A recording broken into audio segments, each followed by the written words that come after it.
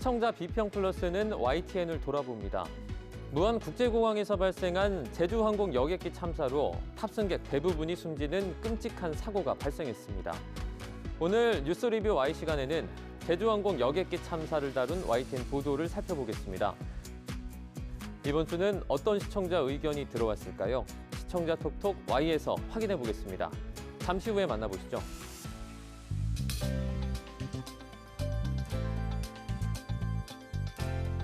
시청자 여러분 안녕하십니까? 정주영입니다. 독감 환자가 일주일 새 급증했습니다. 13세부터 18세 사이 청년층 중심으로 독감 환자가 빠르게 늘면서 2016년 이래 최대 규모의 유행세가 나타나고 있는데요. 현재 유행 중인 바이러스는 이 백신 접종으로 충분히 예방 효과를 기대할 수 있다고 질병청은 설명하고 있습니다. 늦었다고 생각하지 마시고 백신 접종과 같은 감염병 예방 수칙 실천하시길 바랍니다.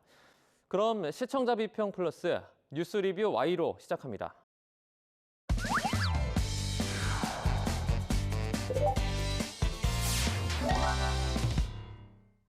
세 분 어서 오세요. 안녕하십니까?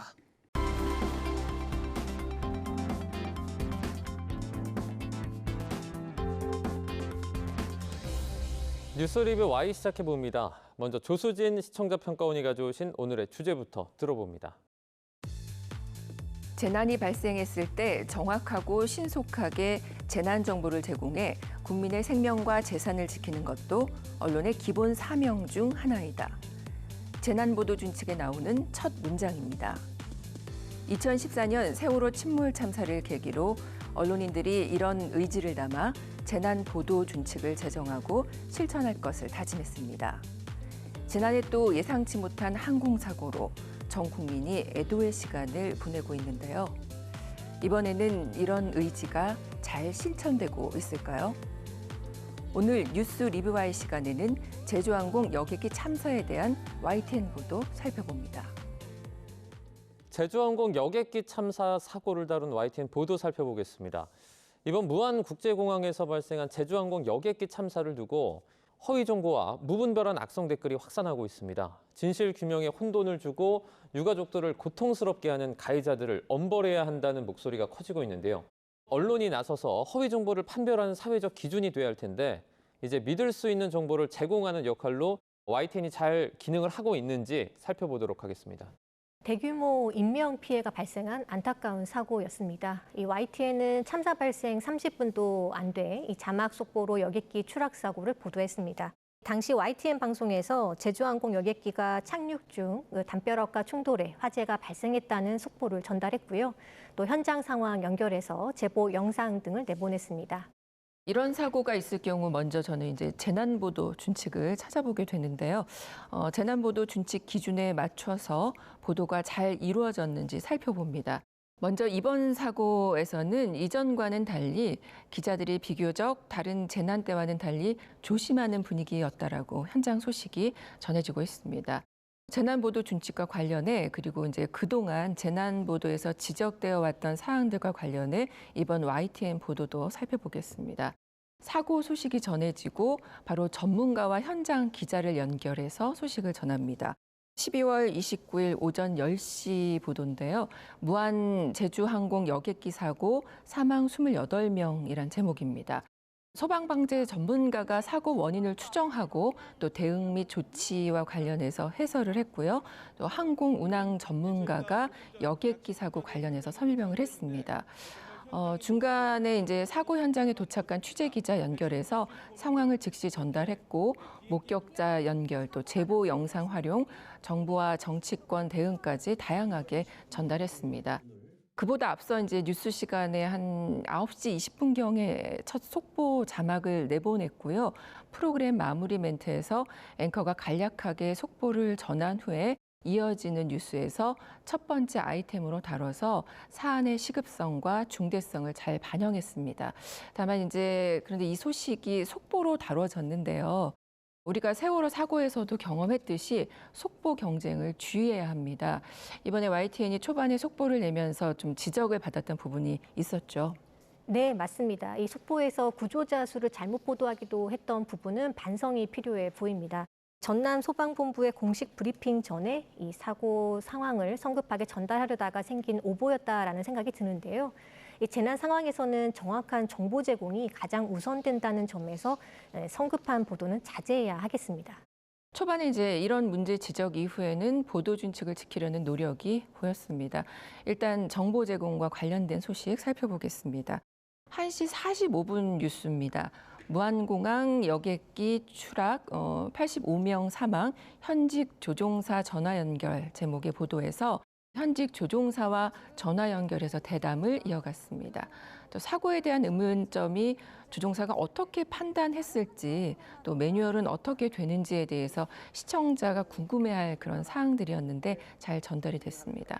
또 오후 4시 때에 안전공학 전공 교수가 출연해서 1시간가량 사고 원인, 또 항공 안전 이슈, 대응의 어려움 등을 종합적으로 전했습니다.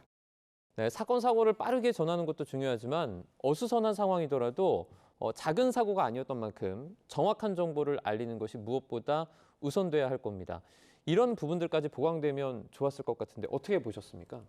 이번 제주항공 참사를 보면서 YTN이 초반에 너무 빨리 전문가를 연결해서 전문가에게 사고의 원인을 자꾸 추측을 하도록 이렇게 강요하는 듯한 그런 방송이 됐는데 저는 그건 잘못했다고 생각합니다. 왜냐하면 항공사고라는 것은 한두 가지의 원인으로 발생하는 것이 아니고 엄청나게 많은 원인들이 뒤엉켜 있기 때문에 사고 원인이 나오는 데는 6개월, 뭐 길게는 3년 정도 걸립니다. 그런데 이것을 사고 초기부터 뭐 어떤 것을 딱 집어서 한두 가지의 조각을 집어서 이것이 원인이다라고 이렇게 몰고 가는 듯한 그런 것들은 아주 잘못된 것이라고 생각을 하고요.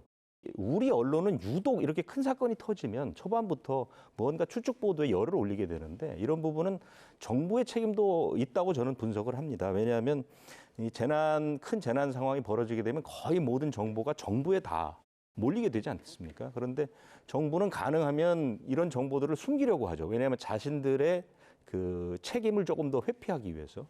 그러다 보니까 언론이 더 과열되게 취재를 하게 되고 이래서 엉터리 추측 보도들이 막 나오게 되는데요. 이런 부분들은 언론뿐만 아니라 정보를 가지고 있는 정부 사이에 어떤 협약을 맺거나 어떤 준칙 같은 것을 한 번 더 손볼 필요가 있지 않나 이렇게 생각됩니다.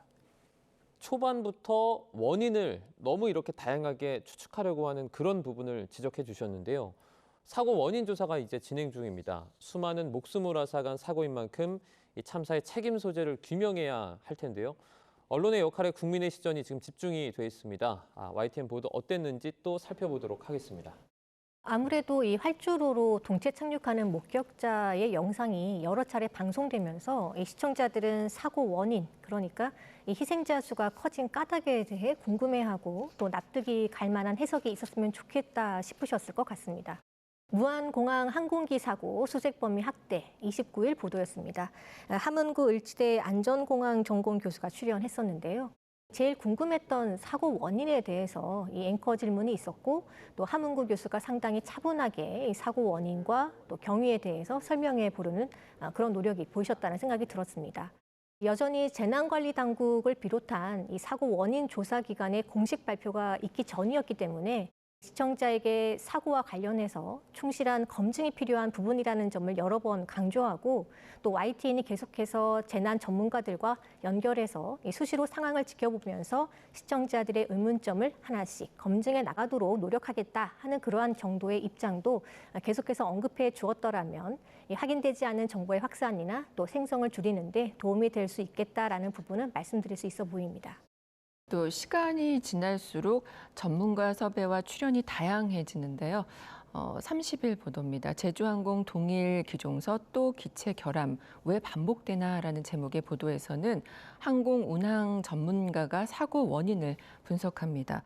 이번 참사가 그 버드 스트라이크라고 하죠. 조류 충돌이 원인 중 하나로 거론되는 상황에서 조류와 충돌했을 때 도대체 어느 정도의 문제가 발생하게 되는지 궁금한데요. 관련된 보도에서 잘 설명을 합니다. 문제의 원인을 추측하게 하는 보도는 또 있었는데요. 이 사고기 48시간에 13차례 운행, 무리한 운영, 논란 확대입니다.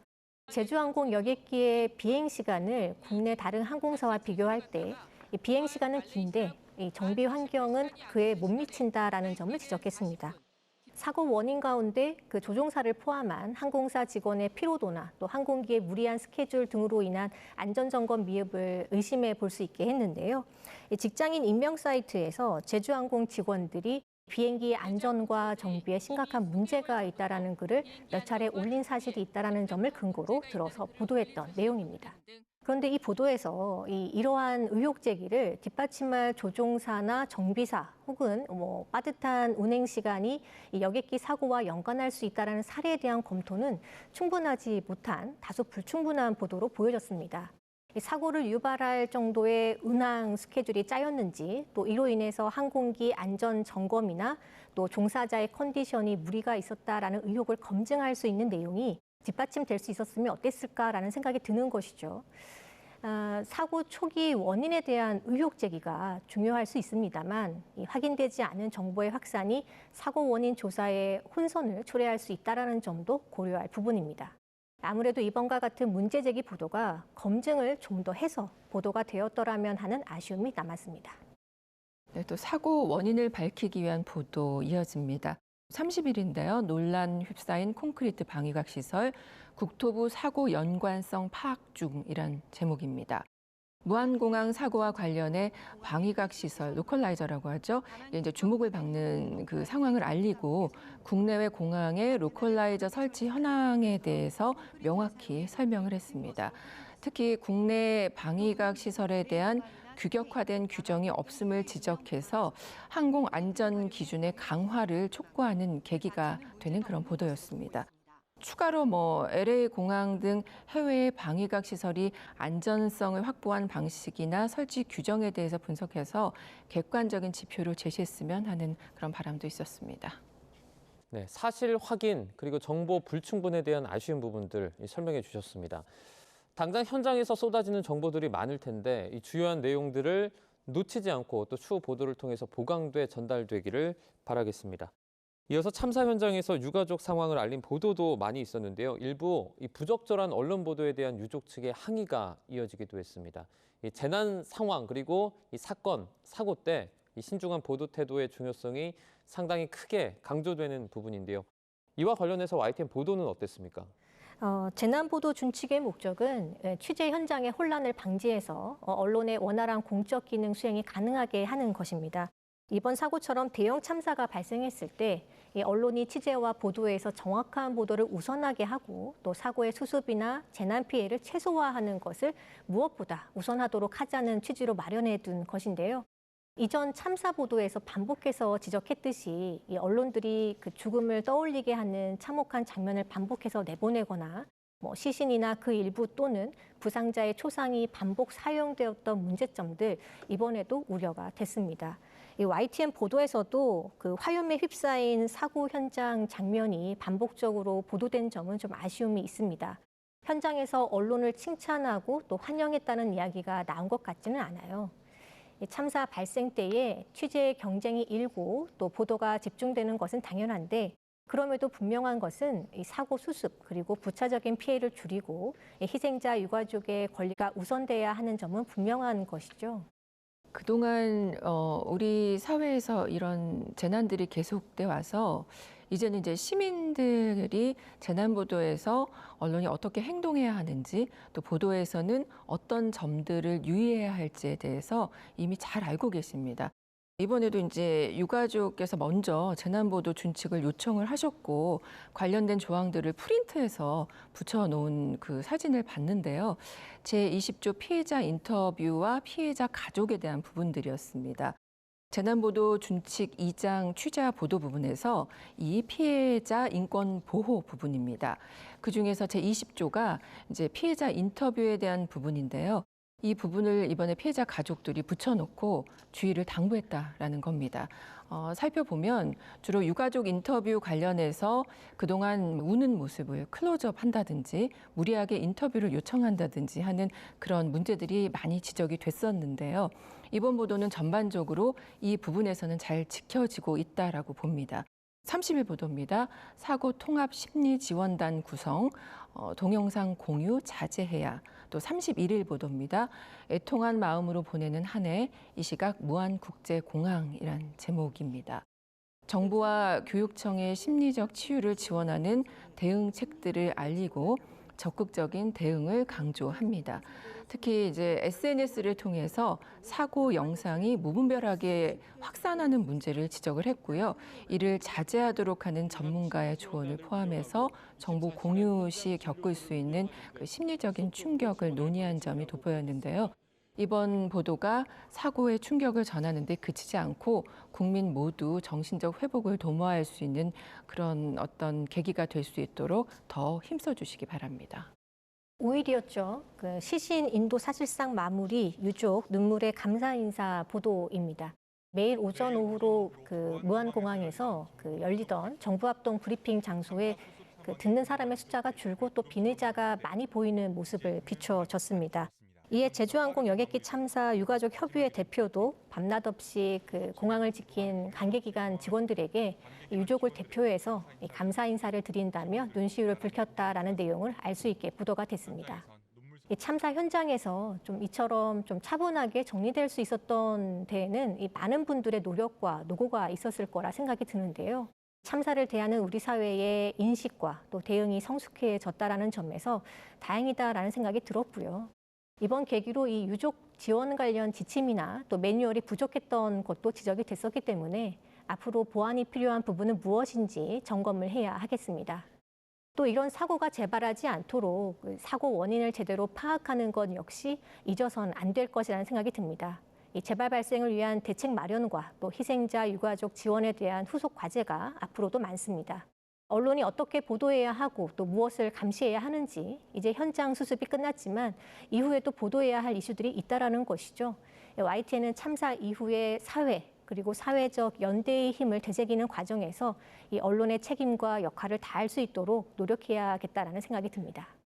네, 그런 중에 언론의 재난보도 준칙 준수가 이루어지면 더없이 좋을 것 같은데요. 이제 이와 관련해서 문제의식을 갖고 있을 것 같은데 어떻게 보십니까?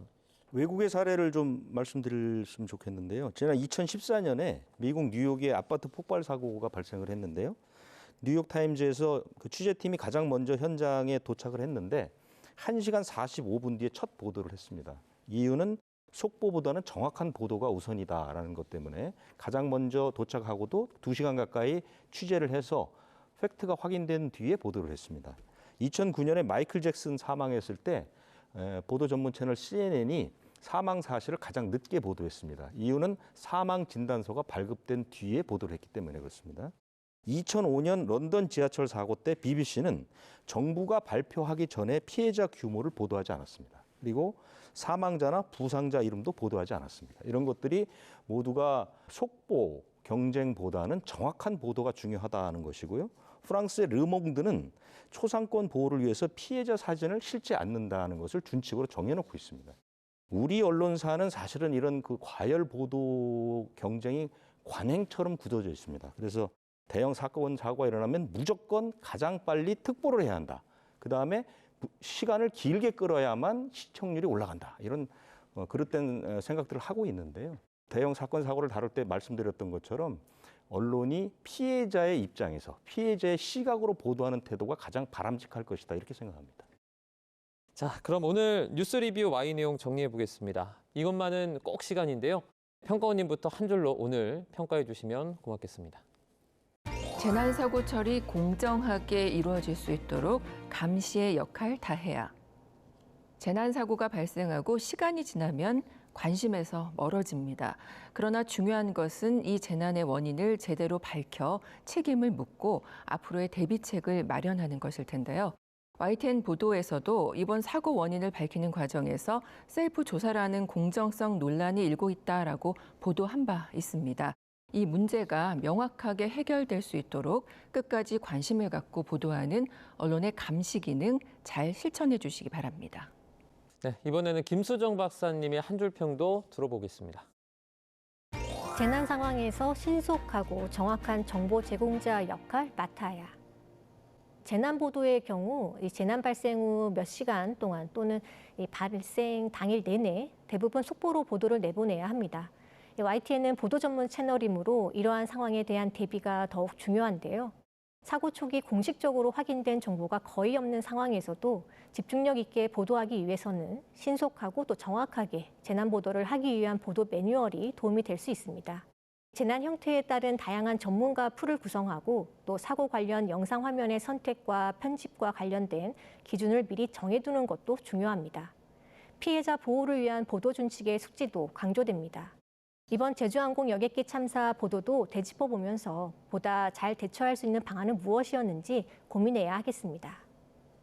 뉴스리뷰 Y 순서는 여기서 마치도록 하겠습니다. 세 분 오늘 말씀 잘 들었습니다. 고맙습니다.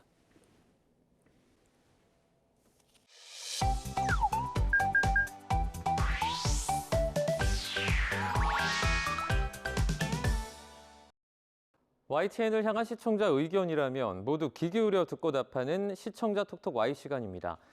오늘 주목한 시청자 의견을 AI 앵커 Y온이 소개해드립니다. 지금 바로 만나보시죠. 안녕하세요. AI 앵커 Y온입니다. 오늘의 첫 번째 주제는 국세청 체납 대응에 대한 시청자 의견을 들어봤습니다. 자세한 내용 지금 바로 보시죠.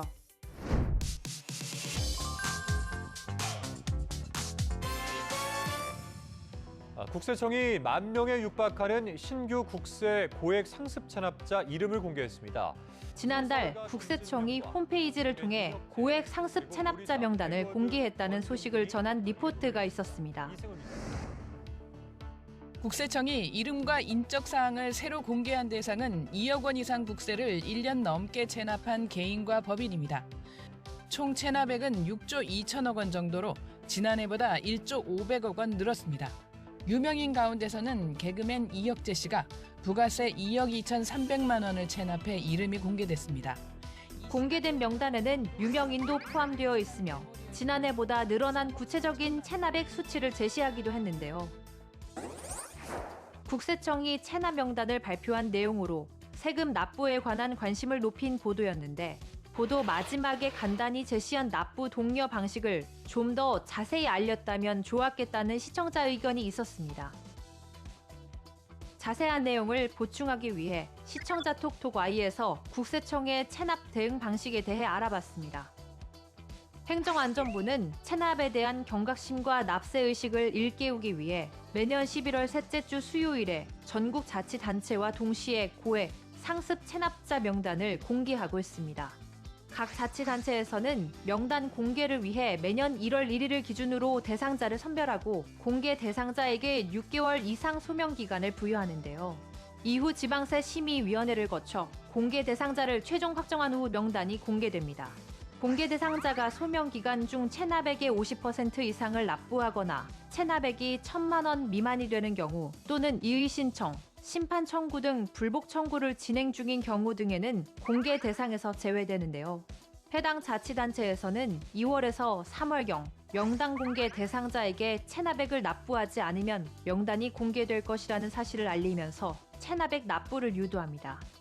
향후 행정안전부는 관세청에 위탁해 지방세 체납자의 해외 수입 물품에 대한 압류, 공매 등의 조치를 실시하고 체납액 3천만 원 이상인 경우 출국 금지 조치와 체납액 5천만 원 이상의 경우 체납자를 일정 기간 구금하는 감치제도 운영 등을 통해 고액 상습 체납자에 대해 엄정하게 대응할 방침이라고 밝혔는데요. 이외에도 지방세 및 지방행정제재 부과금 체납자에 대해 관어사업 제한, 징수촉탁을 함께 실시하는 등 간접 강제를 통해 체납액 납부를 독려할 방침입니다. 공개된 고액 상습 체납자 관련 정보는 인터넷 지방세 납부 시스템 위텍스와 각 시도 및 행정안전부 누리집 등에서 확인할 수 있습니다. 다음으로 시청자 톡톡 Y 두 번째 주제는 실손보험 지급 거절에 대한 시청자 의견을 들어봤습니다. 어떤 내용을 담고 있는지 이어서 확인해 보시죠.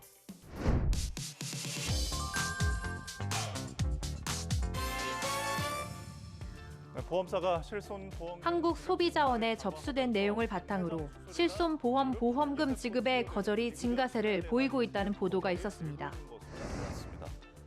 치료 유형별로는 비급여 치료인 백내장 수술이나 도수 치료가 전체 44%로 가장 많았고 특히 올해는 무릎 줄기세포 치료 관련 신청이 대폭 늘었습니다.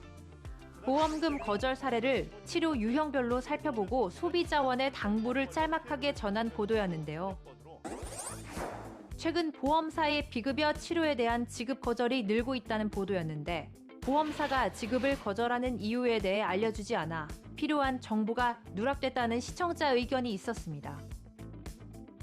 필요한 정보를 빠짐없이 전하기 위해 시청자 톡톡 Y에서 보험금 지급 거절 이유를 살펴봤습니다. 최근 보험사가 실손보험금의 지급 심사를 강화하면서 백내장 수술, 도수치료, 무릎 줄기세포 치료 등 비급여 치료에 대한 실손보험금을 지급하지 않거나 과소 지급하는 사례가 늘고 있습니다. 지급 거절 이유로는 치료필요 불인정 44.6%, 입원필요 불인정 22.7%, 본인 부담 상한액 환급금 불인정 10.3%를 차지했는데요. 소비자가 의사의 판단에 따라 치료 및 입원을 받았음에도 보험사가 합리적인 재량의 범위 내로 인정하지 않을 경우 실손보험 보험금 지급이 거절된 것으로 확인됐습니다. 또한 입원의 경우 6시간 이상, 당일 또는 1박 이상의 입원 등의 형식적인 요건 외에도 입원이 필요한 실질적 사유가 확인되지 않으면 보험금 지급이 거절된 것으로 나타났는데요. 이에 소비자원은 소비자의 소액 진료비에 대한 실손보험금 청구가 활성화될 수 있도록 병원의 참여를 독려할 계획이라고 합니다. 관련해 소비자원은 소비자에게 백내장 수술 후 입원이 필요한 경우 의학적 소견을 확보할 것, 도수치료의 경우 반복 시행 시 보험금 지급이 거절될 수 있으므로 주의할 것, 부득이 치료가 반복되는 경우 치료 필요성을 입증할 수 있는 검사 기록 및 의학적 소견을 확보할 것, 무릎 줄기세포의 경우 신의료기술로 고시된 골관절염 단계를 확인한 후 치료를 시행할 것 등을 당부했습니다. 마지막으로 오늘 시청자 톡톡 Y 세 번째 주제는 4년 중임제와 이원 집정부제에 대한 시청자 의견을 들어봤습니다. 이어지는 내용도 지금 바로 만나보시죠.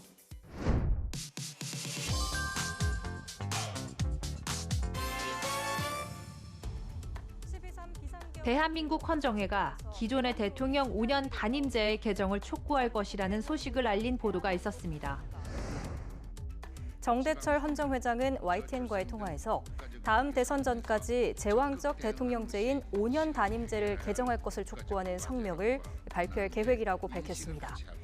앞으로의 개헌 방향을 설명하면서 4년 중임제와 이원 집정부제 등을 제안할 것임을 언급하기도 했는데요. 보도에서 기존의 5년 단임제를 폐지하고 대안으로 제시한 4년 중임제와 이원 집정부제에 대한 보도 핵심 키워드에 대해 구체적인 설명을 덧붙이면 도움이 됐겠다는 시청자 의견이 있었습니다. 시청자의 이해를 돕기 위해 시청자 톡톡 Y에서 보도 핵심 키워드에 대해 알아봅니다. 현재 우리나라가 취하고 있는 5년 단임제는 대통령에 한 번만 선출될 수 있고 임기가 5년인 제도를 말하는데요. 이와 달리 4년 중임제는 미국처럼 2번의 선출이 가능하고 임기가 4년인 제도를 말합니다. 이원 집정부제란 대통령 중심제와 내각 책임제가 절충된 제도로 내란, 전쟁 등의 비상시에는 대통령이 행정권을 전적으로 행사하나 평상시에는 총리가 내정에 관한 행정권을 행사하며 대통령은 외교 국방 등의 권한만을 가지는 제도인데요. 대통령은 통상적으로 국민의 직접 선거로 선출되며 의회의 다수당 당수가 총리로 선출됩니다. 의회가 내각에 대해 불신임권을 가지며 대통령은 하원 해산권을 갖지만 의회에 대해서는 책임을 지지 않는데요.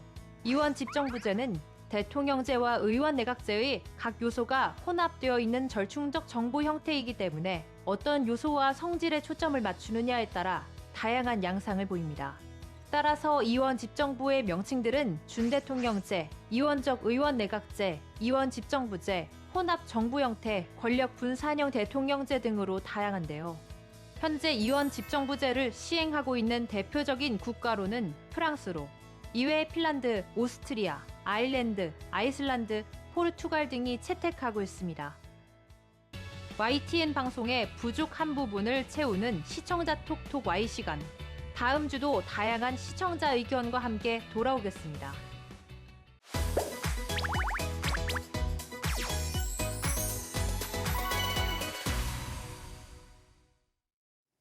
안녕하세요. YTN DMB 시청자 평가원 박하민입니다.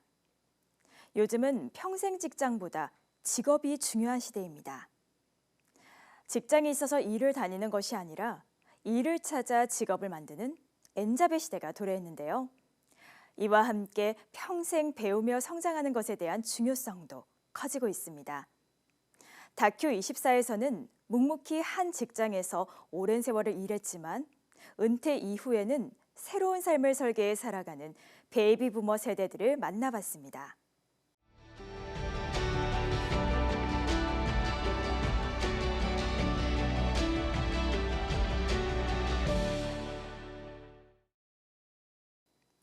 특집 다큐 24 평생 현역 베이비 부머에서는 이미 퇴직했거나 곧 정년을 앞둔 베이비 부머 세대의 은퇴 이후의 삶과 노후 준비에 관해 다루었습니다. 일부 노후 준비된 미래로 맞서다는 정년퇴직 이후에 각자 자신의 방식으로 살아가는 베이비 부머 세대들의 다양한 삶을 엿보았는데요. 2부 나에게 정년은 없다에서는 소득 절벽으로 인해 대두되는 사회 문제와 고령층 인력 활용 정책에 관해 알아보았습니다. 먼저 베이비 부머 세대들의 편안한 친목 모임에서 은퇴 후 따라오는 현실적인 고민에 대해 들을 수 있었습니다.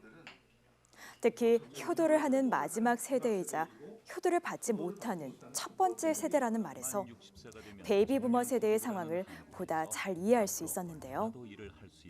생계로 인해서 은퇴 이후 삶의 방향을 선택할 수 있는 권한이 없다는 것이 안타깝게 다가왔습니다. 이어서 연금 공백기 여부에 따라 달라지는 은퇴 이후의 삶을 대조하여 보여주었는데요. 퇴직 이후 연금을 바로 받을 수 있는 경우에는 큰 걱정이 없지만 은퇴 이후부터 연금 수령까지의 공백인 소득 절벽이 길다면 소득원이 없어 불안한 상황임을 잘 대비시켜 보여주었습니다. 하지만 일부에서 소개된 인터뷰자의 사례만 다시 보여준 것이 조금 아쉬웠는데요. 연금을 아예 받지 못하거나 적은 연금을 받는 연금 사각지대에 관한 다른 사례도 언급했다면 내용이 보다 풍성해졌을 것 같습니다.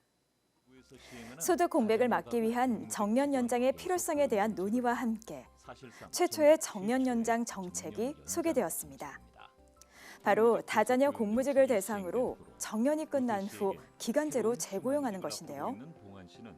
소득 절벽 문제를 해결하기 위한 최초 시도였다는 점과 정책 수혜자의 만족스러운 모습들에서 희망이 느껴져 좋았습니다.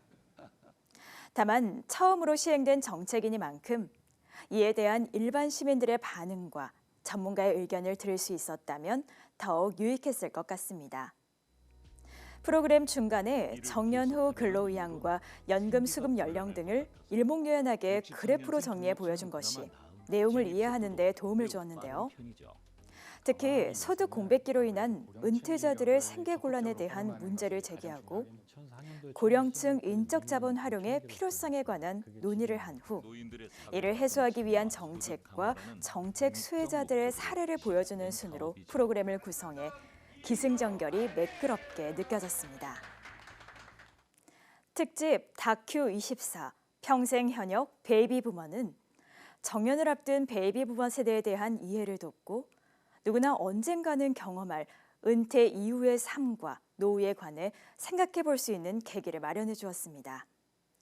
또한 고령층 인력 활용에 관한 사회적 공감대를 조성함과 동시에 국민적 관심을 높여주었는데요. 앞으로도 다큐 24를 통해 다양한 사람들의 삶을 알아가며 더불어 사는 세상을 만드는 방송이 되기를 기대합니다.